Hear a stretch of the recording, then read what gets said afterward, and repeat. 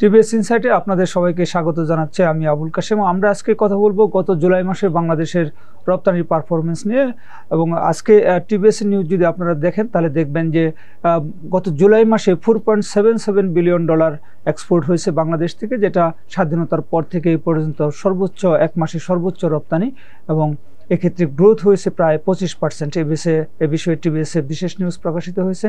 নিউজটি করেছেন আমাদের সিনিয়র করেসপন্ডেন্ট রিয়াদ হোসেন। আমরা তার কাছ থেকে বিস্তারিত জানবো যে কিভাবে এত বেশি এক্সপোর্ট হলো, এবং এই এমন সময় এই এক্সপোর্টটা হয়েছে যখন বিশ্বব্যাপী একটা ট্রাম্প ট্যারিফ নিয়ে একটা টার্মোইল অবস্থা। এই সময় বাংলাদেশের জন্য এটা একটা নিঃসন্দেহে একটা সুসংবাদ।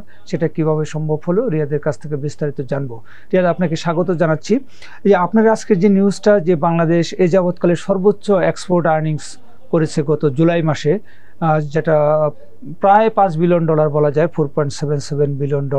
এবং আমাদের দেশে গ্যাস ক্রাইসিস আছে, বিদ্যুৎ ক্রাইসিস আছে, অবকাঠামো সংকট আছে, প্লাস হলো ট্রাম্প ট্যারিফ নিয়ে একটা কিন্তু জুলাই মাসে একটা অনিশ্চয়তা ছিল। তার মধ্যে এই অর্জন, এটা আসলে কিভাবে সম্ভব হলো? কাশিম ভাই, আপনাকে ধন্যবাদ। আসলে আপনি ওই শুরুতেই যেটা বলছিলেন যে একটা হলো ট্রাম্প ট্যারিফের কারণে আমরাই শুনছিলাম, আমাদেরকে রপ্তানিকারকরাই বলছিলেন যে তাদের এক্সপোর্টের অর্ডার খুব ভালো নেই, বিশেষ করে জুলাই মাসের কথা তারা বলছিলেন। তো তার আগে অবশ্য একটি বিষয় আমি একটু ক্লিয়ার করি আমাদের দর্শকদের জন্য। সেটি হলো এর আগেও কিন্তু $5 বিলিয়ন বেশি এক্সপোর্ট ছিল ইপিবির হিসেবেই। ওই ফিগারটাকে পরবর্তীতে কিন্তু ওই যে একটা সময় যে ভুল ফিগার যখন এসেছিল, পরে এটি কারেকশন করার পরে কিন্তু সেটি নেমে গেছে। তো সেই হিসেবে ইপিবির এখন পর্যন্ত তাদের ওয়েবসাইটে যে ইনফরমেশনটা আছে, জুলাই মাসে সর্বোচ্চ $5 বিলিয়ন মতো যেই এক্সপোর্টটা হয়েছে, এর আগে যখন ওই আগেরগুলো কারেকশন করার পরে এটি এই এখন পর্যন্ত হাইয়েস্ট $5 বিলিয়ন এক মাসে হয়নি, এবং 25% গ্রোথ হচ্ছে আগের বছরের জুলাইয়ের তুলনায়। আর সর্বশেষ জুন মাসের তুলনায় এই গ্রোথটা হলো প্রায় 43%। এখন প্রশ্ন হচ্ছে যে এক্সপোর্টাররা বলতেছে যে তাদের এক্সপোর্ট অর্ডার খুব ভালো নেই। আপনি যেটা বললেন যে গ্যাস বিদ্যুতের একটা সংকট আছে, আমাদের অন্যান্য প্রবলেম আছে। তো এর মধ্যেও আসলে কেন হলো, মোটা দাগে তারা 3টি কারণ বলছেন। এর মধ্যে একটা কারণ তারা বলছেন যে জুন মাসে ঈদের ছুটি, একটা লম্বা ছুটি ছিল, তো ওই সময়ের কিছু অর্ডার তারা ধারণা করছেন যে জুলাইয়ে গিয়েছে। আরেকটা হচ্ছে গত বছরের যেই জুলাই মাসে আপনি জানেন যে তখন ছাত্র জনতার অভ্যুত্থানের কারণে কিন্তু ওই জুলাই মাসে আমাদের বেশ কিছু সময় ফ্যাক্টরি বন্ধ ছিল, এবং খোলা থাকলেও খুব ভালো মতো তারা কাজ করতে পারেনি। তারা বলছেন যে ওই সময় তাদের এক্সপোর্টটা কম ছিল। তো যেহেতু সেই এক্সপোর্টের উপরে গত মাসের মানে জুলাইয়ের এক্সপোর্ট গ্রোথটা বেশি দেখা গিয়েছে। কিন্তু মেজর কারণ আসলে অন্য আরেকটি, সবচেয়ে বড় কারণ হচ্ছে রপ্তানিকারকরা বলছেন যেহেতু জুলাই পর্যন্ত ছিল আমাদের ট্রাম্পের যে শুল্ক, অর্থাৎ আগের যে 15.5 বা 16% যেটি ছিল, তার সঙ্গে 10% সব দেশের জন্য, তো আমাদের জন্য 10%, অর্থাৎ প্রায় 26.5 বা 26% মতো যে শুল্ক। এরপরে যদি এই জুলাইয়ে যুক্তরাষ্ট্রের সঙ্গে বাংলাদেশের যেই আলোচনাটা সর্বশেষ আমরা জানলাম যে 20% হলো, অর্থাৎ 20% হলে এখন 36% হবে, যেটি এতদিন 26% দিত। কিন্তু যদি এই নেগোসিয়েশনটা ফাইনাল না হতো তাহলে এই ট্যারিফ হয়ে যেত সব মিলিয়ে প্রায় 56 না 50%-এর উপরে। তো 50%-এর উপরে হয়ে গেলে তো এটি যিনি বায়ার, যিনি যুক্তরাষ্ট্রের আমদানিকারক, তার জন্য অনেক বেশি প্রেশার হয়ে যেত। যার কারণে অনিশ্চয়তার কারণে যে জুলাইয়ের পরে কি হয়, যদি সত্যি সত্যি 50%-এর উপরে শুল্ক হয়ে যায় তাহলে তার জন্য খুব টাফ। এই জন্যই তারা কি করেছে যে আগেই এই এখানকার যে রপ্তানিকারক যার যতটুকু ছিল দ্রুত এই জুলাইয়ের মধ্যে এগুলো ক্লিয়ার করতে বলেছে, অর্থাৎ জুলাইয়ের মধ্যে এটি শিপমেন্ট করতে বলেছে। ফলে আপনার জুলাইয়ের এক্সপোর্টটা আসলে বেশি দেখা গেছে। এবং আরেকটি বিষয় বলে নিই, আমাদের কিন্তু এই যে আগামী 7 আগস্ট পর্যন্ত চট্টগ্রাম বন্দরে যে পণ্যগুলো শিপমেন্ট করবে যুক্তরাষ্ট্রের জন্য, সেগুলো এই আগের যেই ট্যারিফ ছিল সেই ট্যারিফের মধ্যে পড়বে, অর্থাৎ কম ট্যারিফের মধ্যে পড়বে। ফলে এখনও কিন্তু বাংলাদেশের রপ্তানিকারক যারা, বিশেষ করে যুক্তরাষ্ট্রের রপ্তানিকারক, তারা কিন্তু এখনও প্রচুর ব্যস্ত সময় কাটাচ্ছেন বন্দরে এই সময়ের মধ্যে পণ্যটা পৌঁছে দেওয়ার জন্য, কারণ এইটি পার হলেই কিন্তু বাড়তি আরও 10% তার উপরে শুল্ক চলে আসবে। তো সব কিছু মিলাই আসলে জুলাইয়ের এক্সপোর্টটা এত বেশি দেখা গিয়েছে বলে তারা বলছেন। এখন ঠিক আছে, আমরা জুলাইতে একটা ভালো একটা পজিটিভ গ্রোথ পেলাম। এখন এই অগাস্ট থেকে, তো 7 অগাস্ট থেকে আমাদের নতুন ট্রাম্পের ট্যারিফ কার্যকর হচ্ছে। সেক্ষেত্রে যুক্তরাষ্ট্রের রপ্তানি প্লাস হচ্ছে ইউরোপিয়ান ইউনিয়ন সহ আদার মার্কেটে আমাদের যে এক্সপোর্ট সিনারি বা অর্ডারের যে সিনারি, সেগুলি সামনে আসলে কেমন?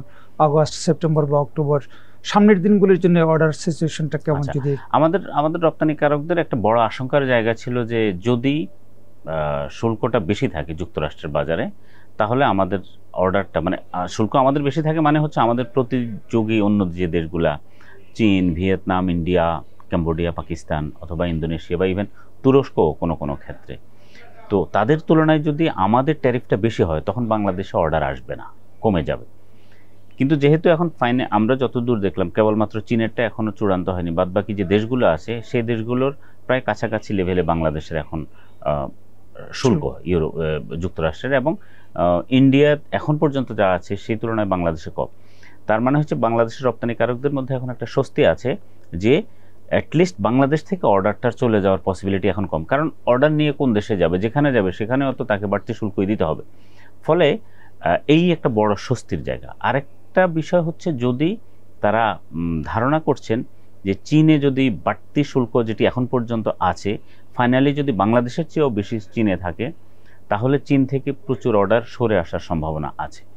এখন চীন কিন্তু বিশ্বের শীর্ষ রপ্তানিকারক, তৈরি পোশাক রপ্তানিকারক, এবং সেই ব্যবধানটা অনেক। বাংলাদেশ দ্বিতীয় সর্বোচ্চ রপ্তানিকারক হলেও সেকেন্ড এবং ফার্স্ট যে দুইটা কান্ট্রি এর মধ্যে ব্যবধান অনেক বেশি।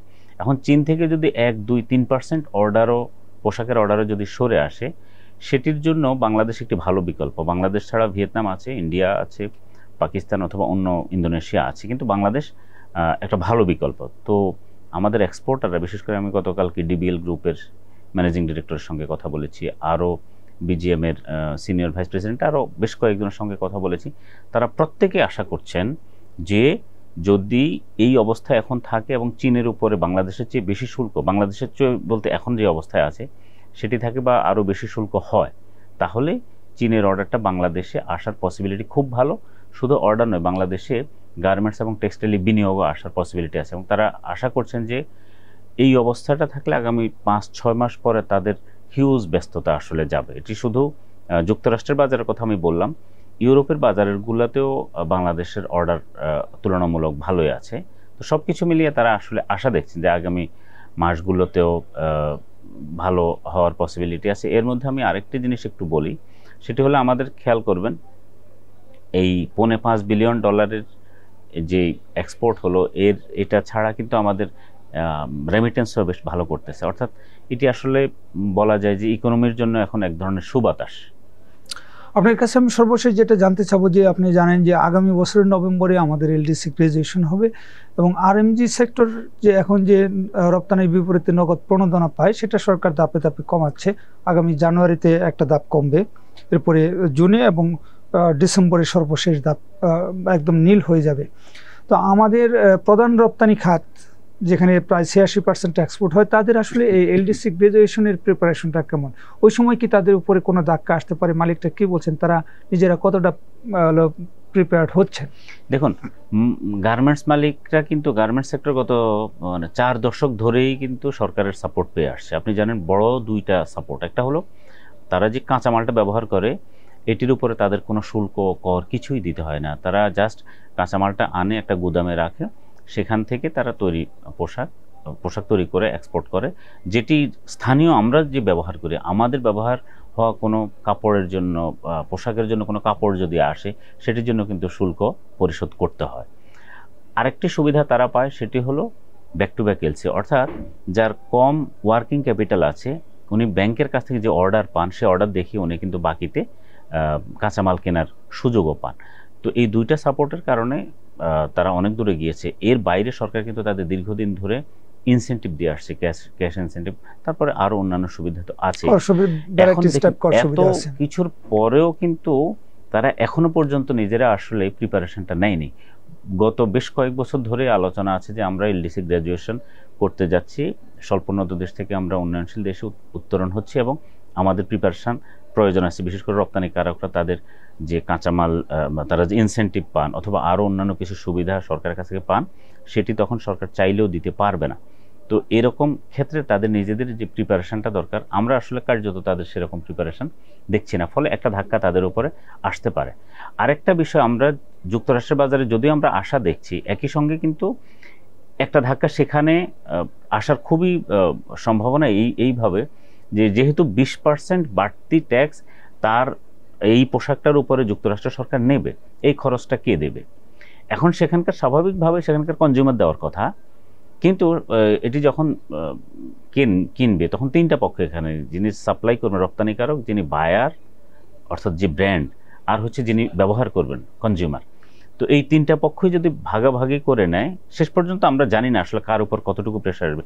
ডেফিনেটলি বাংলাদেশের উপরে কিছুটা প্রেশার আসবে, তো তারা এটা কিভাবে সামাল দেবে সেটিও প্রয়োজন আছে। আপনি জানেন বাংলাদেশের কিন্তু আমাদের এই দীর্ঘ সময় ধরে প্রোডাক্টিভিটি অন্যান্য দেশগুলোর তুলনায় কম। আমরা আমাদের কাস্টমস বা বন্দরের সক্ষমতা অন্যান্য দেশগুলোর তুলনায় বিবেচনা করতে গেলে কম। আমাদের যে বিদেশে আমরা পণ্য পাঠাই, লিড টাইম যে সময় লাগে, সেটি অন্যান্য দেশের তুলনায় বেশি লাগে। তো এত কিছু মোকাবেলা করে প্রফিটেবিলিটি ধরে রাখা অথবা প্রতিযোগিতা সক্ষমতা ধরে রাখা এটি কঠিন। এই জন্য সরকার এবং মালিক পক্ষের যে প্রিপারেশন এতদিন ধরে দরকার ছিল, সেটি তারা নেননি। আসলে এখন যখন আমরা এলডিসি গ্র্যাজুয়েশন করব, ডেফিনেটলি একটা ধাক্কা আসবে। এখন দেখা যাক সরকার বা মালিক পক্ষ কত দ্রুত তাদের এই প্রিপারেশনটা আসলে নিতে পারেন। ধন্যবাদ আপনাকে। প্রিয় দর্শক, আমরা রিয়াদের কাছ থেকে জানলাম আমাদের পোশাক খাত যেমন আমাদের অর্থনীতির একটা বড় লাইফ লাইন, তেমনি সামনে এই সেক্টরে যদি একটা ধাক্কা আসে, তার ধাক্কা কিন্তু পুরো অর্থনীতিতে পড়বে। এই বিষয়টি আশা করি যে সরকার এবং মালিক পক্ষ উভয়ই গুরুত্ব দিয়ে দেখবে এবং যে কোনো চ্যালেঞ্জ মোকাবেলায় তারা আগাম প্রস্তুতি নেবে, এটাই আমাদের প্রত্যাশা। আমাদের শো যদি ভালো লাগে আপনারা লাইক করবেন, শেয়ার করবেন। সবাইকে ধন্যবাদ।